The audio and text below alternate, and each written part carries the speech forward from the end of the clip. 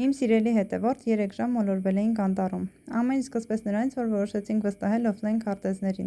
Սկզբում ամեն ինչ հարթ էր ընթանում, նախապես ընտրած բոլոր կետերին հասել ենք առանց դժվարությունների։ Վերջին կետին որոշեցինք մի փոքր զբոսնել ու հետ վերադառնալ։ Որոշ ժամանակ անց հասկացանք, որ մոլորվել ենք, պարզվեց այստեղ կանացեր ու կապիկներ։ Մոտ 1 ժամ անց մտածեցինք գտել ենք ճանապարհը։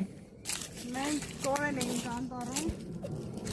ապա ճանապարհը գտանք։ Բայց իրականում ավելի էինք խորանում անտառի մեջ։ Այստեղ կարող եք տեսնել, թե ինչ կտրուկ են թեքություններով, այս թեքություններով անընդհատ բարձրանում ու իջնում էինք։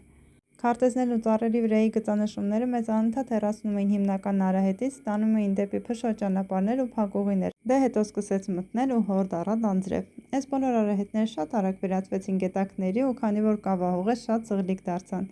Մոտ 2 ժամ անց, երբ որ արդեն ամբողջությամբ մթնել էր, մենք էլ արդեն հասցրել էինք մի քիչ հուսահատվել, կապը վերականգնվեց ու դրա շնորհիվ կարողացանք գտնել ճանապարհը։